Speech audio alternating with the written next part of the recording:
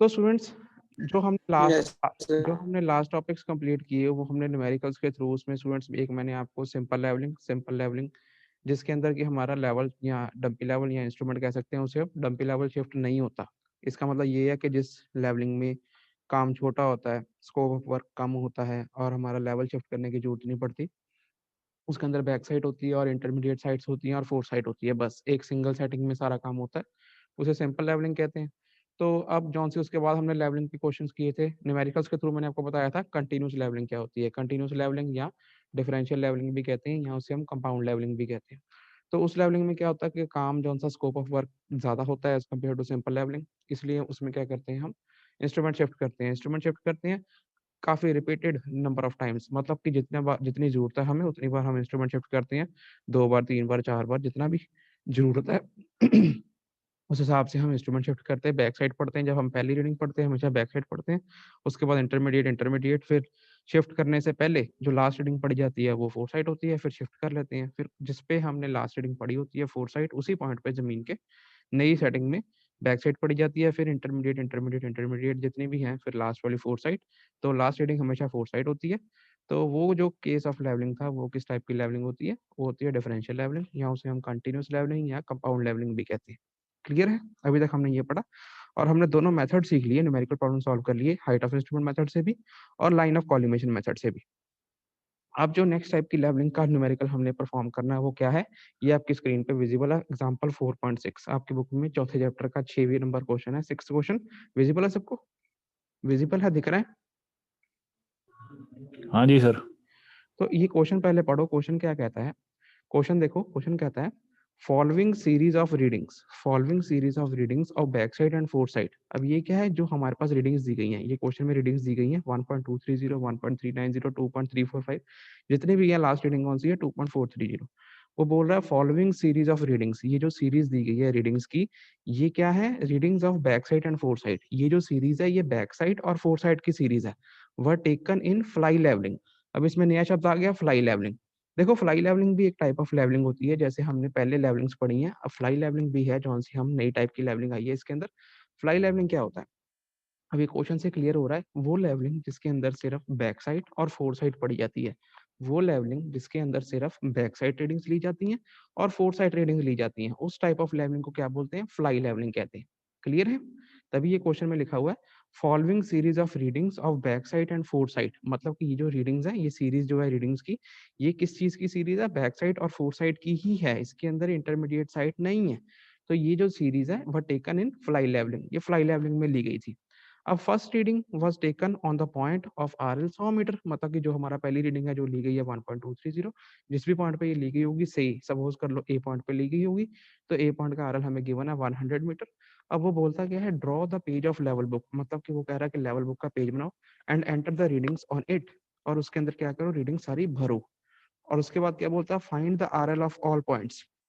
उसके बाद ये सारे पॉइंटों के हमने RL फाइंड करने हैं, जिस मर्जी मेथड से करो। क्वेश्चन में कभी नहीं गिवन, 90% चांस में केसेस में क्या होता है कि क्वेश्चन में नहीं गिवन होता कि कौन से मेथड से करना है, जिस मर्जी मेथड से कर सकते हो। लाइन ऑफ कॉलिमेशन मेथड, जिसे हम हाइट ऑफ इंस्ट्रूमेंट मेथड भी कहते हैं, या उसको आप राइज एंड फॉल से भी कर सकते हो। अगर कभी कोई पेपर सेटर आपको मेथड डाल देगी इस मेथड से ही करना है, इसलिए फिर आपको उससे करना पड़ेगा, इसलिए आपको दोनों आने चाहिए। तो वो कहता है कि ये सारी रीडिंग्स को लेवल बुक में भरो, लेवल बुक का पेज बनाओ और सारे RLs निकालो सारे पॉइंट्स के, और लास्ट में चेक भी निकालो, जिस भी मेथड से आप कर रहे हो उस मेथड से लास्ट में चेक भी अप्लाई कर दो। ठीक है? क्वेश्चन समझ आया सबको? पहले क्वेश्चन समझ आया?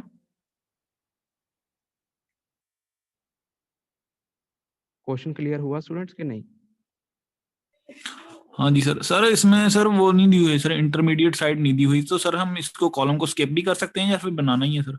बनाना ही बनाना स्टूडेंट्स। जब जो लेवल बुक होती है, लेवल बुक क्या होती है, जैसे ये आपका ये स्टैंडर्ड है, इसके अंदर ये छपा ही होता है, हाँ, सारी किताब में छपा होता है, स्टाफ रीडिंग लिखी होती है, back side, intermediate, four side, HI, RL और रिमार्क्स, ये चीज पूरी किताब में यही प्रिंट होता है। वो सारी आपने भरनी होती है, उसमें बॉक्स बने होते हैं, डब्बे बने होते हैं। तो उसमें जब इंटरमीडिएट साइड छपी तो होनी ही होनी है, तो आपने स्किप नहीं करना, उसको आपने डैश डालना है, और इससे पता भी लग जाता है कि ये फ्लाई लेवलिंग है। जब आप बंदा देखता है ना कि इसमें इंटरमीडिएट है ही नहीं कोई, इसका मतलब उसको देख के पता लग जाता है कि ये फ्लाई लेवलिंग से काम ठीक। किया गया। ठीक है? तो अब एक और बात मैंने आपको बतानी थी। ठीक है सर। अब देखो हम फ्लाई लेवलिंग करते क्यों हैं? फ्लाई लेवलिंग हम करते क्यों हैं? पहले मैं न्यूमेरिकल शुरू करने से पहले आपको बता देता हूँ, क्योंकि देखो आपके सिलेबस में डिफरेंट टाइप्स ऑफ लेवलिंग भी है। मैं क्या कर रहा हूँ, मैं न्यूमेरिकल से समझाता हूँ कि डिफरेंट टाइप्स ऑफ लेवलिंग क्या होती है, ताकि आपको न्यूमेरिकल से अच्छी तरह पता लग जाता है कि लेवलिंग डिफरेंट है। अगर मैं थ्योरी समझाऊँगा पहले कली, वो थोड़ा बंदा फिर थोड़ा हो जाता है, उसमें नहीं उसको इतना इंटरेस्ट रहता। अगर न्यूमेरिकल से समझाया जाए, उसको पता रहता है कि हम क्या चीज़ होती है प्रैक्टिकली। तो फ्लाई लेवलिंग क्या होती है स्टूडेंट? फ्लाई लेवलिंग में अब जैसे आप देखो, जैसे क्वेश्चन है, क्वेश्चन में क्या साफ-साफ लिखा है कि बैक साइड और फोर साइड भरी गई है। इंटरमीडिएट कोई नहीं है। अब देखो आपको डायग्राम दिख रहा है? अब देखो इस डायग्राम में जैसे हमने यहाँ डंपी लेवल लगाया, तो डंपी लेवल जैसे लगाया तो पहली रीडिंग कौन सी होती है आपको हमेशा पता है, हमेशा बैक साइड रीडिंग होती है। तो ये बैक साइड रीडिंग पड़ी 1.230। अगली रीडिंग कौन सी है? 1.390। ये क्या कराएगी? फोर साइड बन जाएगी। इस सेटिंग में ये लास्ट रीडिंग रहेगी। हमने बी पॉइंट ले लिया और ये फोर साइड होगी। फोर साइड पे कितनी वैल्यू है? 1.390। उसके बाद हमने डायरेक्ट इंस्ट्रूमेंट शिफ्ट करा। इंस्ट्रूमेंट शिफ्ट करके हम यहाँ ले आए। अब इंस्ट्रूमेंट शिफ्ट करने के बाद जो पहली रीडिंग पड़ी जाती है, वो उसी पॉइंट पे पड़ी जाती है जिस पॉइंट पे पिछली सेटिंग में लास्ट रीडिंग पड़ी गई थी। तो वो बी पॉइंट ही था। बी पॉइंट पे पिछली सेटिंग में लास्ट रीडिंग पड़ी गई थी फोर साइड 1.390। तो जब हमने इंस्ट्रूमेंट लेवल दोबारा शिफ्ट करना है, तो लेवल शिफ्ट जब हम करेंगे तो अब नई सेटिंग में जो हमारी पहली रीडिंग रहेगी, जो कि इसकी बैक साइड कहलाएगी, उसकी बैक साइड कितनी है? 2.345। वो उसी पॉइंट पे है, बी पॉइंट पे, जिस पॉइंट पे पहले हमने फोर साइड पड़ी थी। और फिर ये होगी इसकी बैक साइड। अब अगली रीडिंग इसकी फोर साइड हो जाएगी, कितनी है? 1.980। ये क्वेश्चन में गिवन है हमारे पास। Back side fore side, back side fore side, ऐसे चल रहे हैं हम। अब फिर उसके बाद दोबारा लेवल शिफ्ट करा, लेवल शिफ्ट करके हम यहाँ पे आ गए। यहाँ पे लेवल शिफ्ट कर लिया, तो यहाँ पे ये जो लास्ट पॉइंट था, सी पॉइंट, जिसके ऊपर हमने पिछली सेटिंग में फोर साइड पड़ी थी 1.980, इसी पॉइंट पे हमने दोबारा बैक साइड पढ़नी है। और नई सेटिंग में वो कितनी है? 2.140। उसके बाद नेक्स्ट आ जाओ उसकी फोर साइड कितनी गिवन है? पूरी 3.000 मीटर, मतलब 3 मीटर। तो इसलिए डी पॉइंट आ गया। डी पॉइंट पे हमने फोर साइड पढ़ ली, कितनी पढ़ ली? 3.000 मीटर। उसके बाद दोबारा इंस्ट्रूमेंट शिफ्ट करा। इंस्ट्रूमेंट शिफ्ट करके हम यहाँ पे आ गए। यहाँ पे आ गए तो अब हमने पहली रीडिंग तो वही पढ़नी जहाँ हमने लास्ट रीडिंग पढ़ी थी। लास्ट रीडिंग डी पॉइंट पे पढ़ी थी। अब इस पे बैक साइड की रीडिंग क्या बन जाएगी? कितनी गिवन है? 2.325।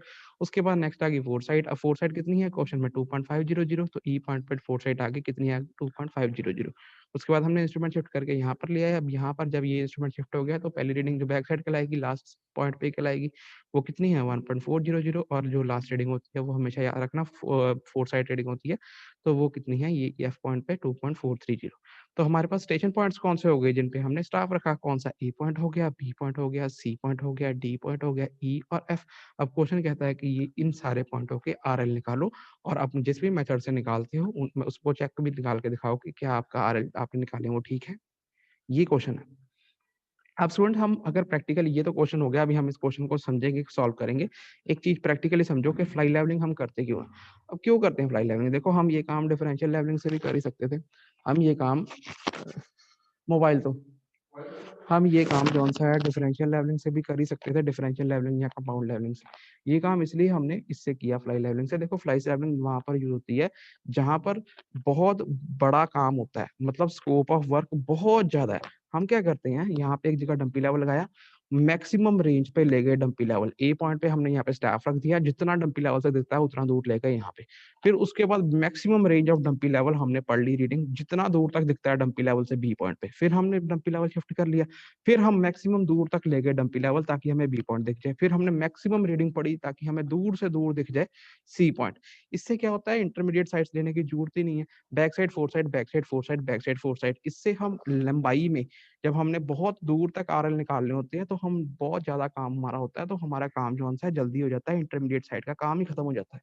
इसलिए हम ये फ्लाई लेवलिंग परफॉर्म करते हैं, ताकि हमारा काम जल्दी जल्दी हो जाए। अगर हमारा स्कोप ऑफ वर्क बहुत ज्यादा है, काम बहुत ज्यादा करने वाला है।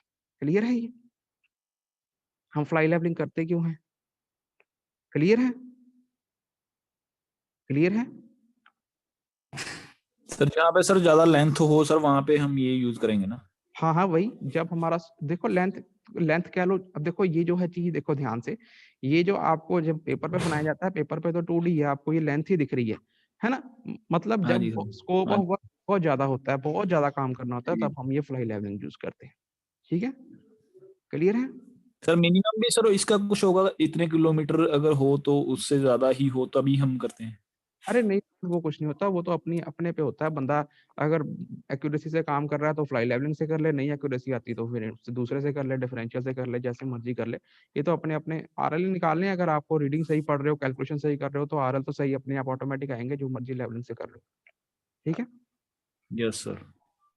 फिर अब हम क्लियर। अब हम इस न्यूमेरिकल को सॉल्व कर लेते हैं। अब मैंने आपको बता भी दिया कि फ्लाई लेवलिंग क्या होती है सारी। अब हम इस पे अगर न्यूमेरिकल आ जाए तो ये न्यूमेरिकल आपके सामने है, इस न्यूमेरिकल को सॉल्व करेंगे हम। अब देखो, अब ये फ्लाई लेवलिंग का ये पहले सबसे पहले डायग्राम बना लेना। देखो डायग्राम बनाना कोई